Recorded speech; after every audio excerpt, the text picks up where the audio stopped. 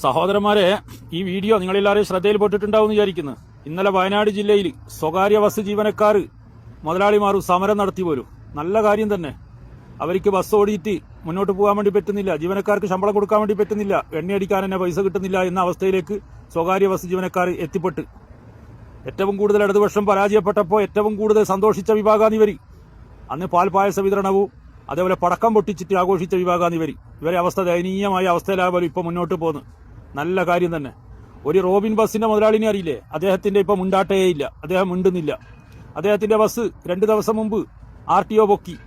കാരണം പെർമിറ്റില്ലാണ്ട് ബസ് ഓടി വരും.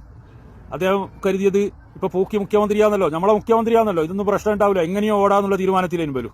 അദ്ദേഹത്തിനെ പിടിച്ചിട്ട് എന്ത് ചെയ്ത് കട്ടപ്പുറത്താക്കി അദ്ദേഹത്തിന്റെ ബസ്. അദ്ദേഹം മിണ്ടുന്നില്ല. ഇടതുപക്ഷ കാലത്ത് എന്തെങ്കിലും അവസ്ഥ? അദ്ദേഹത്തിന്റെ കുക്കിയും പുളിയെല്ലാം നമ്മൾ കണ്ടതല്ലേ. അതിന് അദ്ദേഹത്തിന് ഈ റോബിൻ ബസിന്റെ മുതലാളിക്ക് താരാട്ട് പാട്ട് പാടാൻ കുറെ മാധ്യമങ്ങളും കുറെ സോഷ്യൽ മീഡിയ ജീവികളും ഉണ്ടായിട്ടില്ലേ? ഇപ്പൊ അവരൊന്നും കാണുന്നില്ല, അവരൊന്നും മുണ്ടാട്ടയില്ല. മുണ്ടാട്ടിക്കാനുള്ള കാരണം എന്നാ, അണ്ണാക്ക് പോയി കഴിഞ്ഞാൽ ആരോടും പറയാണ്ട് ഒതുങ്ങുക, ആ ഒരു സമീപനത്തിലേക്ക് ഇവരെത്തി. എന്നാൽ ഈ സ്വകാര്യ ബസ് ജീവനക്കാരും മുതലാളിമാരുടെ അവസ്ഥ വളരെ ദയനീയമാണ്.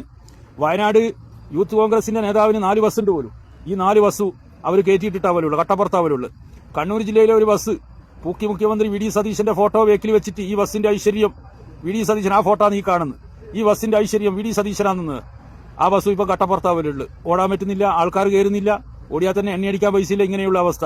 ഇനിയിപ്പോ ബസ് ജീവനക്കാരുടെ വിഷയം മാത്രമാണോ? കേരളത്തിലെ പൊതുസമൂഹം മുഴുവനായിട്ട് ബുദ്ധിമുട്ടിലല്ലേ? പവർ കട്ട് എത്ര മണിക്കൂറാണ് പവർ കട്ട് ചോദിച്ചു കഴിഞ്ഞാൽ അവർക്ക് തന്നെ ഉദ്യോഗസ്ഥന്മാർക്ക് തന്നെ അറിയാൻ വേണ്ടി പറ്റുന്നില്ല. കാരണം വെച്ചാൽ രാവിലെയും പവർ കട്ട്, ഉച്ചക്കും പവർ കട്ട്, മോദിക്ക് തീരെ കറണ്ടും ഇല്ല. എമർജൻസി കുറെ കാലമായി എമർജൻസിന്റെ ഉപയോഗം ഇല്ലാത്ത ഇപ്പൊ എന്ന അവസ്ഥ. ഇപ്പം ഗൾഫിലുള്ള മക്കളോടും കുടുംബക്കാരോടും വരുമ്പോ 2 എമർജൻസി കൊണ്ടുവരണേ, എമർജൻസിന്റെ ആവശ്യം വന്ന്. ഇപ്പം ഗൾഫിലുള്ള സൂപ്പർ മാർക്കറ്റിലെ എമർജൻസി ഓഫറിന് കുറച്ച് മുമ്പൊന്നും ഇങ്ങനത്തെ ഒരു അവസ്ഥ ഉണ്ടായിട്ടില്ല. എല്ലാ സൂപ്പർ മാർക്കറ്റിലും നെസ്റ്റ പോലെ ലുലു പോലെയുള്ള സൂപ്പർ മാർക്കറ്റിൽ എമർജൻസിയുടെ ഓഫർ കുമ്പാനായിട്ട് കിടക്കുക, പല തരത്തിലുള്ള ഓഫറുകൾ. ഇതൊന്നും മുമ്പ് കാലങ്ങളിൽ ഉണ്ടായിട്ടില്ല. അതേപോലെ ആരോഗ്യ മേഖല നിങ്ങൾ എടുത്ത് പരിശോധിച്ച് നോക്കിയേ. 2.5 മാസേ ആയിട്ടുള്ളൂ UDF സർക്കാർ വന്നിട്ട്. പനി ബാധിച്ചിട്ട് 100 ചില്ലറ ആൾക്കാർ മരിച്ചു പോരും. ഷിഗല്ല മുതൽ കൊറോണ മുതൽ എല്ലാ രോഗങ്ങളും പടർന്ന് പന്തലിക്കുകയെന്ന് പോലും.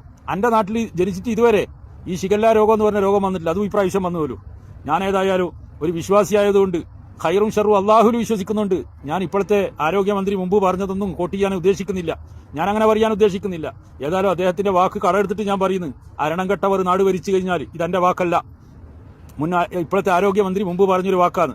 അരണം കെട്ടവർ നാട് ഭരിച്ചാൽ ഇങ്ങനെ തന്നെ ആയിരിക്കും, പണിയുണ്ടാവില്ല, കൂലിയും ഉണ്ടാവില്ല, വളരെ ബുദ്ധിമുട്ടിലായിരിക്കും പോക്കുണ്ടാവുക. അതാണ് ഇപ്പോൾ കേരളത്തിലെ കണ്ടുകൊണ്ടേയിരിക്കുന്നത്. ഏത് മേഖല എടുത്ത് നിങ്ങൾ പരിശോധിച്ചോ, വളരെ ദയനീയമായ അവസ്ഥയിലാണ് മുന്നോട്ട് പോകുന്നത്.